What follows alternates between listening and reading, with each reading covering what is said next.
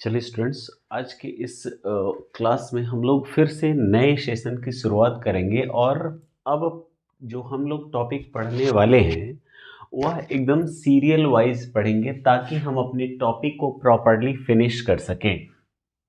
देखिए, कह रहे हैं कि लाइफ प्रोसेस पढ़ेंगे और वो है क्लास 10 का फर्स्ट चैप्टर। इसमें पूछेगा कि व्हाट इज लाइफ प्रोसेस। तो लाइफ प्रोसेस क्या है? कहता है कि all the essential functions performed by living organisms to sustain their life on the earth. यानी वो सभी फंक्शंस, वो सभी वर्क जो कि एक लिविंग क्रिएचर इसलिए परफॉर्म करता है ताकि वह अपने लाइफ को इस अर्थ पर सस्टेन कर सके, अपने आप को जिंदा रख सके। उसी प्रोसेसेस को हम लोग क्या कहते हैं? लाइफ प्रोसेस कहते हैं। इसमें हम लोग वही सारी प्रोसेस पढ़ेंगे जो किसी भी लिविंग क्रिएचर के इस अर्थ पर सर्वाइवल के लिए मोस्ट एसेंशियल है, और जिस प्रोसेस को परफॉर्म ना करने पर वह लिविंग क्रिएचर सर्वाइव नहीं कर सकता है। इस अर्थ पर जीवन का होना संभव नहीं है। चलिए, तो यह देखेंगे कि लिविंग क्रिएचर्स, अब यहाँ पे दो चीज बातें समझ में आती हैं। सबसे पहला तो हम देखेंगे एसेंशियल फंक्शंस हैं क्या, और दूसरा हो जाता है यहाँ पर लिविंग ऑर्गेनिजम्स किसको कहते हैं। देखिए, दो बातें अलग अलग हो जाती हैं। देखिए, लिविंग ऑर्गेनिजम्स क्या होगा, तो आप लोग अर्ली क्लासेस में पढ़े होंगे। लिविंग ऑर्गेनिजम्स जो है, एक्चुअली लिविंग ऑर्गेनिजम्स आर, कह सकते हैं लिविंग, है ना, लिविंग ऑर्गेनिजम्स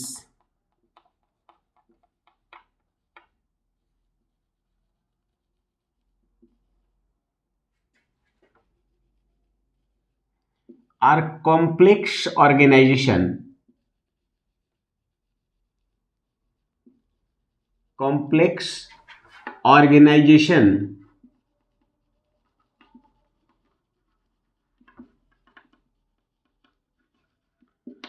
of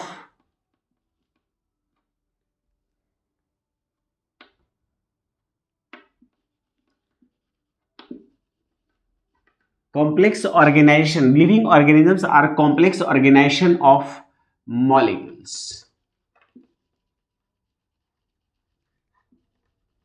ये एक सिंपल सी बात होती है कि लिविंग ऑर्गेनिजम्स को हम इन लाइंस में हम जो है वह डिफाइन कर सकते हैं कि लिविंग ऑर्गेनिजम्स जो होते हैं वह मतलब कॉम्प्लेक्स मॉलिक्यूल्स के कॉम्प्लेक्स ऑर्गेनाइजेशन होते हैं। वैसे तो कॉम्प्लेक्स मॉलिक्यूल्स केवल लिविंग क्रिएचर में होते हैं ये जरूरी नहीं है, लेकिन जितने कॉम्प्लेक्स मॉलिक्यूल्स लिविंग ऑर्गेनिजम्स में होते हैं उतने नॉन लिविंग थिंग्स में प्रेजेंट नहीं होते हैं। दूसरी बात होती है कि लिविंग ऑर्गेनिजम्स में जो कॉम्प्लेक्स मॉलिक्यूल्स या कॉम्प्लेक्स ऑर्गेनाइजेशंस ऑफ केमिकल्स होते हैं वो केमिकल्स कभी कांस्टेंट नहीं रह सकते। जब तक कि वह लिविंग है तब तक वो केमिकल्स कांस्टेंट नहीं रहेंगे। कंटिन्यूअसली उसमें कुछ प्रोसेसेस होते रहते हैं और वह अपने आप को अपग्रेड करता रहता है, नए नए केमिकल्स बनाएगा, पुराने केमिकल्स को डिस्ट्रॉय करेगा, और इस तरह उसमें लगातार ये केमिकल प्रोसेसेस परफॉर्म होते रहते हैं। तो ये जो केमिकल प्रोसेसेस होते हैं, इन्हीं केमिकल प्रोसेसेस को हम लोग कहते हैं मेटाबॉलिज्म। क्या कहेंगे? मेटाबॉलिज्म कहेंगे। तो ये केमिकल प्रोसेस केवल, अब इसमें देखिए, मेटाबॉलिज्म जो होता है उसमें भी दो प्रोसेस हो जाते हैं, कैटाबॉलिज्म और एनाबॉलिज्म। केमिकल प्रोसेस की अगर बात करें तो हम दो प्रोसेस को देखते हैं। मेटाबॉलिज्म प्रोसेस किसी लिविंग क्रिएचर को में केमिकल्स को जो है वो प्रॉपर्ली सर्वाइव कराता है, प्रॉपर्ली उसमें केमिकल रिएक्शंस होते हैं, उसी को हम लोग कहते हैं मेटाबॉलिज्म। क्या कहेंगे? मेटाबॉलिज्म कहेंगे। ठीक है, क्या कहेंगे? मेटाबॉलिज्म कहते हैं। किसी भी लिविंग क्रिएचर में जो केमिकल रिएक्शन उसको जिंदा रखता है, जिस केमिकल रिएक्शन का होना जरूरी होता है, वही मेटाबॉलिज्म है। इसमें दो केमिकल रिएक्शंस आ जाते हैं, एक आ जाता है कैटाबॉलिज्म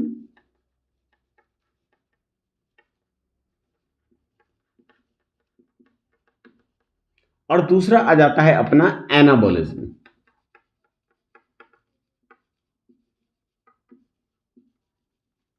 ठीक है, कैटाबॉलिज्म और एनाबॉलिज्म।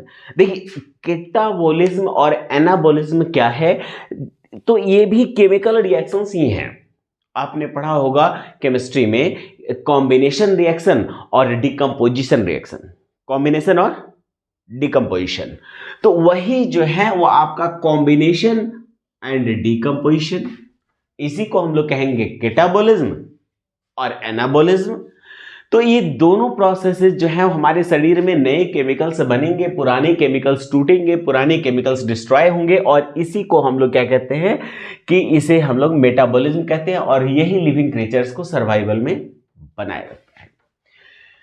अब लिविंग क्रिएचर और नॉन लिविंग क्रिएचर में अगर हम डिफरेंशिएशन करें तो अर्ली क्लासेस में आपने पढ़ा होगा कि लिविंग क्रिएचर्स को फूड की रिक्वायरमेंट होती है, वाटर की रिक्वायरमेंट होती है, एयर की रिक्वायरमेंट होती है, लिविंग क्रिएचर्स ग्रो करते हैं, लिविंग क्रिएचर्स की रिक्वायरमेंट्स होती हैं, लिविंग क्रिएचर्स कभी कांस्टेंट नहीं रहते, ऑलवेज मोशन में रहते हैं। तो ऐसे बहुत सारे डिफरेंसेस हम लोगों ने पढ़ा, ठीक है ना। लेकिन हमें अब उन चीज़ों को डिफरेंशिएशन करना नहीं है। नॉन लिविंग में ये नहीं होता है, वो वैसे होता है, वो मोशन नहीं करते हैं, वो मूवमेंट नहीं करते, तो ये अलग की बात है। हम लोगों को यहाँ पे पढ़ाना है लाइफ प्रोसेसेज। कितने हैं लाइफ प्रोसेस, कौन कौन से हैं लाइफ प्रोसेस, देखेंगे। अब देखिए अगर हम लाइफ प्रोसेस को रिकॉर्ड करें तो देखिएगा सबसे पहला लाइफ प्रोसेस जो होता है जिसके बारे में हम लोग चर्चा करेंगे वह होगा आपका न्यूट्रिशन। क्या हो जाएगा, न्यूट्रिशन, ठीक है, न्यूट्रिशन हो जाएगा। दूसरा लाइफ प्रोसेस क्या होगा, न्यूट्रिशन के बाद जरूरी हो जाएगा भाई रेस्पिरेशन। क्या हो जाएगा, रेस्पिरेशन, ठीक है। रेस्पिरेशन के बाद अगला एसेंशियल लाइफ प्रोसेस क्या हो जाएगा, थर्ड लाइफ प्रोसेस हो जाएगा। रेस्पिरेशन के बाद हो जाएगा सर्कुलेशन,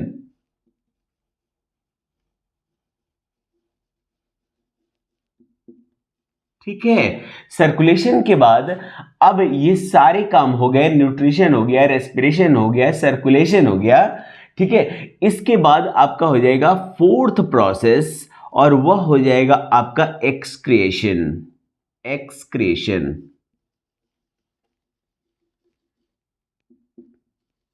ठीक है, एक्सक्रीशन हो जाएगा। एक्सक्रीशन के बाद अगला लाइफ प्रोसेस क्या होगा, वह हो जाएगा आपका कंट्रोल। कंट्रोल एंड कोऑर्डिनेशन,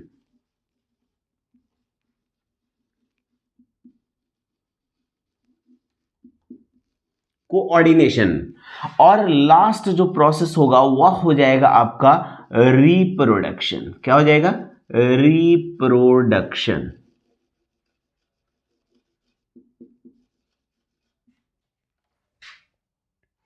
तो आपने देखा कि यहां पे जो है वह 5 प्रोसेसेस को यहां पे डिफरेंशिएटेड किया गया, nutrition, respiration, circulation, excretion, control and coordination, और लास्ट हो गया आपका रिप्रोडक्शन।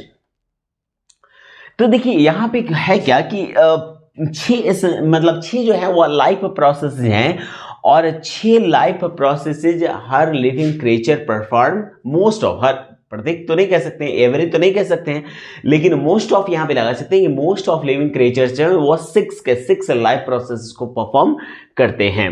इनमें से 5 जो प्रोसेस है, 5 जो आपका लाइफ प्रोसेस यहां पे हमने आपको चुन लिया, 5 एसेंशियल लाइफ प्रोसेस, जिसमें कि है आपका nutrition, respiration, circulation, excretion and control and coordination.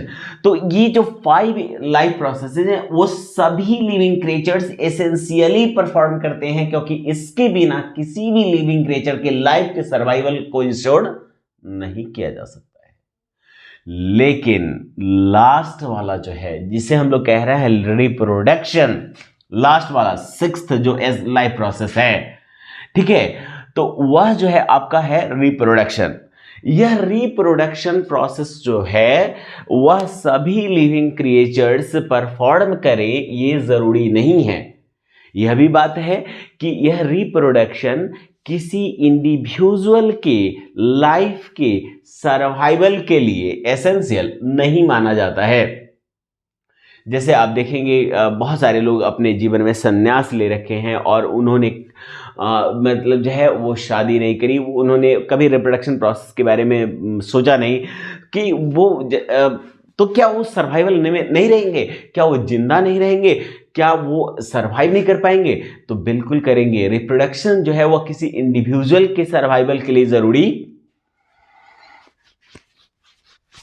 लेकिन reproduction is essential for the sustaining of life on the अर्थ। किसी पर्टिकुलर के लिविंग के लिए जरूरी नहीं है, लेकिन यह अर्थ पर लाइफ बना रहे, इस अर्थ पर लाइफ सस्टेन करे, इस बात को इंश्योर करने के लिए क्या जरूरी है? तो इस बात को इंश्योर करने के लिए जरूरी है कि यहां पर क्या हो जाए, यहां पे देखिए, उस बात को इंश्योर करने के लिए रिप्रोडक्शन का होना बहुत जरूरी है।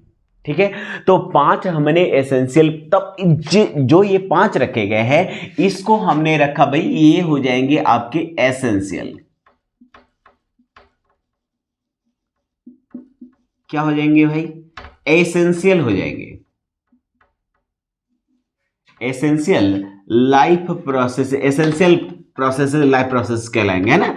और जो लास्ट वाला 6th वाले की बात कर रहे हैं रिप्रोडक्शन की, तो वह एसेंशियल ना होकर वह हो जाता है एसेसोरी।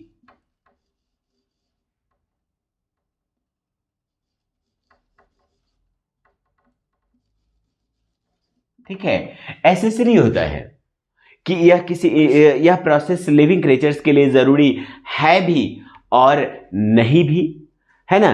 तो ये 5 हो गए आपके एसेंशियल, जो हर एक लिविंग क्रिएचर में चाहिए ही चाहिए, परफॉर्म करना ही होगा। और छठा जो हो गया वह हो गया एसेसरी। अब हम लोग देखेंगे कि न्यूट्रिशन क्या है।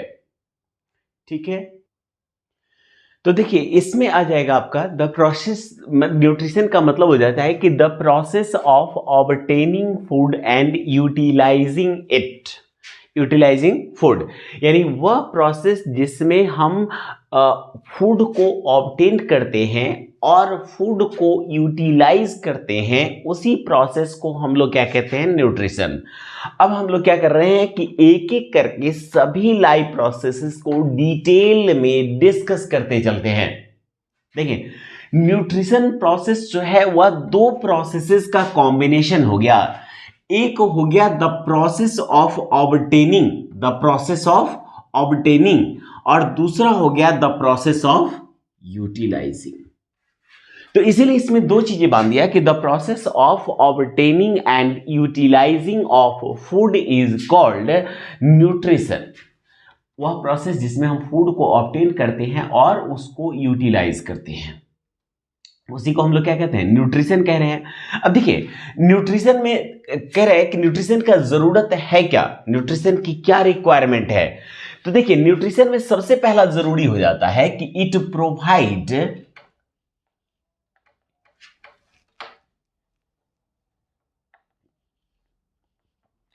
Provide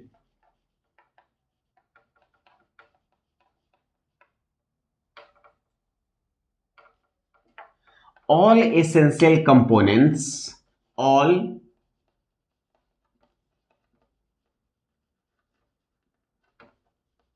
essential components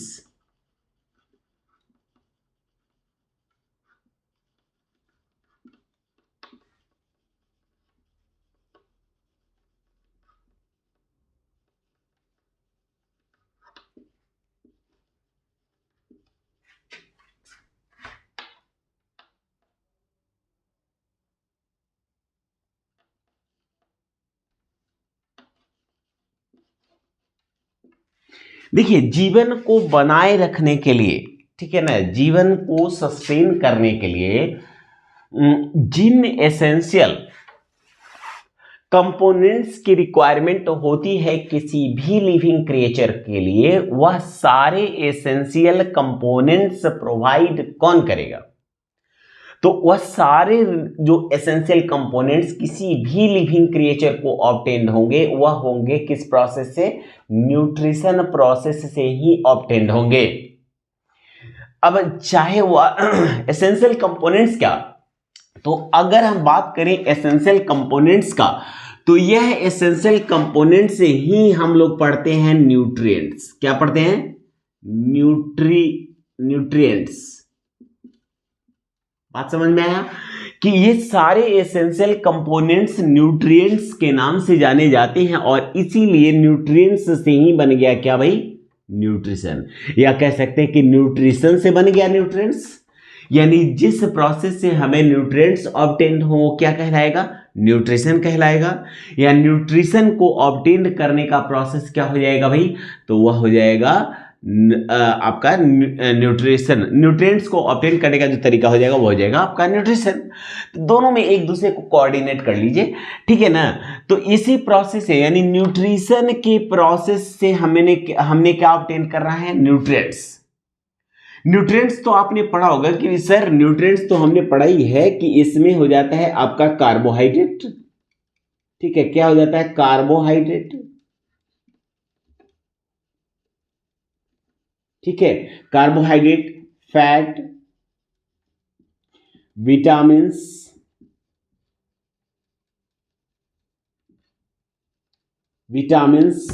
minerals and the most probable protein, ठीक है। तो ये सारे जो आपके एसेंशियल कंपोनेंट्स हैं, एसेंशियल न्यूट्रिएंट्स हैं, वह किस प्रोसेस से हमें ऑब्टेन हुए? न्यूट्रिशन प्रोसेस से ऑब्टेन हुआ, ठीक है। अब देखेंगे कि इसमें सबसे पहले जो है वह न्यूट्रिशन प्रोसेस से हमें क्या मिलने वाला है, किसकी जरूरत सबसे ज्यादा हो जाती है। तो सबसे पहले कि न्यूट्रिशन प्रोसेस में हमें मिलती है एनर्जी। क्या मिलेगी भाई? एनर्जी मिलेगी। क्यों? इसी न्यूट्रिशन प्रोसेस से हमें मिलने वाला है कार्बोहाइड्रेट, हमें मिलने वाला है fat, and both of the components are as known as energy giving food. आपने पढ़ा होगा कि इन्हें हम एनर्जी गिविंग फूड कहते हैं। तो न्यूट्रिशन से हमें मिले कार्बोहाइड्रेट्स एंड फैट्स, और वही हमें क्या प्रोवाइड करने वाले हैं? एनर्जी प्रोवाइड करने वाले हैं। यानी पहला जो रिक्वायरमेंट होगा वह एनर्जी होगा। अब देखिए, एनर्जी की requirement each and every field में है। ईच एंड एवरी पार्ट्स में आपको एनर्जी की रिक्वायरमेंट होगी। सांस लेना है, एनर्जी चाहिए। देखना है, एनर्जी चाहिए। सुनना है, एनर्जी चाहिए। बोलना है, एनर्जी चाहिए। खाना खाना है, जिससे कि एनर्जी मिलती है, उसके लिए भी एनर्जी चाहिए।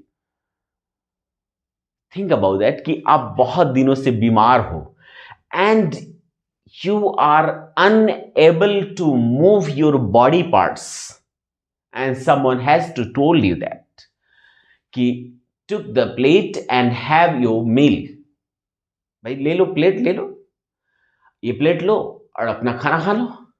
and you are completely incapable to move your body parts because of less amount of energy in your body। ऐसा नहीं है कि वो पैरालाइज्ड है बॉडी, नहीं, ज्यादा लंबे समय तक बीमार होने से आपकी बॉडी में एनर्जी की कमी हो गई।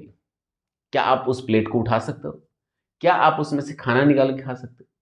फिर यू आर कंप्लीटली डिपेंडेंट। जब आप एक बार दो बार खा लेते हो and you have to get some energy, खाया, एनर्जी मिला, उसके बाद आपके सामने प्लेट आएगा तो किसी को कहने की जरूरत होगी भाई आने दो, भाई जो आ रहा है आने दो, खा लो? नहीं। तो यही चीज यहां पे है कि एनर्जी के बिना कुछ भी संभव नहीं है। आपकी बॉडी में हर काम किससे होगा? एनर्जी से। और एनर्जी मिलेगा किससे? तो भाई न्यूट्रिशन से मिलेगा। क्लियर है? तो न्यूट्रिशन वह प्रोसेस है जो आपको क्या देता है भाई? सारे एसेंशियल कंपोनेंट्स देता है, वह एनर्जी देता है। इट हेल्प टू ग्रो, यह आपको बड़ा होने में मदद करता है ना। इट हेल्प टू ग्रो, यह आपको जो है वो बड़ा होने में मदद करेगा, ग्रोथ में मदद करेगा। इतना ही नहीं, यह ग्रोथ में क्यों, यह आपके बॉडी को है ना डिजीज से प्रोटेक्ट करेगा।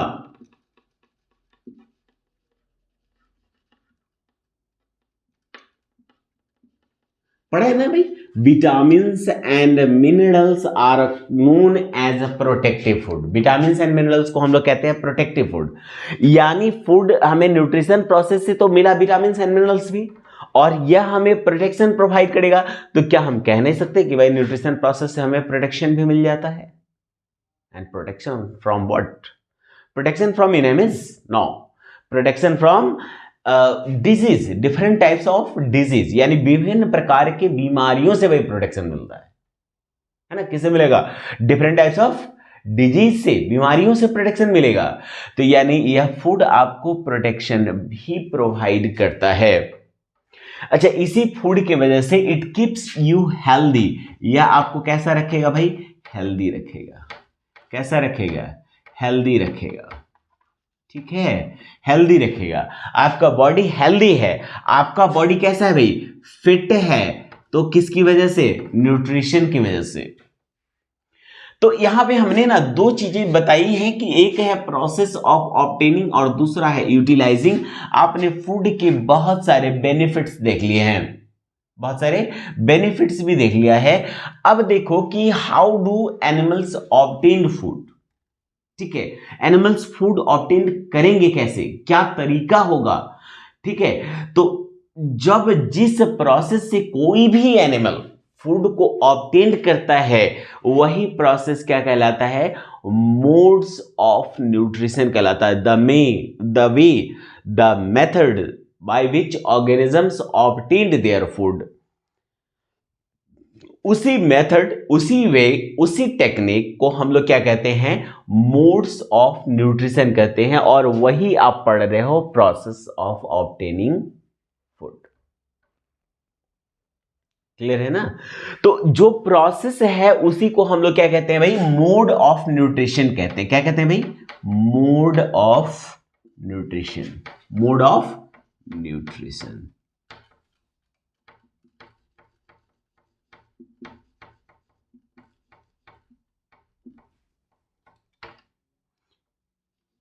ठीक है, मोड ऑफ न्यूट्रिशन कहते हैं।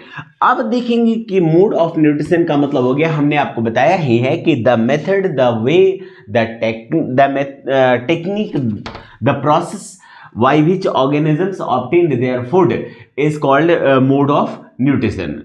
देखिए, according to mode of nutrition, है ना, all organisms are divided into two groups. सभी ऑर्गेनिजम्स को कितने ग्रुप में डिफरेंशिएट कर दिया गया? दो ग्रुप्स में डिफरेंशिएट कर दिया गया। मोड ऑफ न्यूट्रिशन दो तरह का हो जाता है। पहला हो जाता है ऑटोट्रॉफिक न्यूट्रिशन। ऑटोट्रॉफिक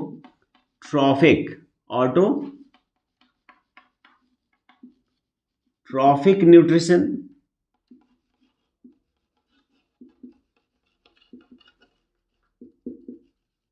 और दूसरा जो होता है वह हो जाता है हेट्रोट्रॉफिक न्यूट्रिशन।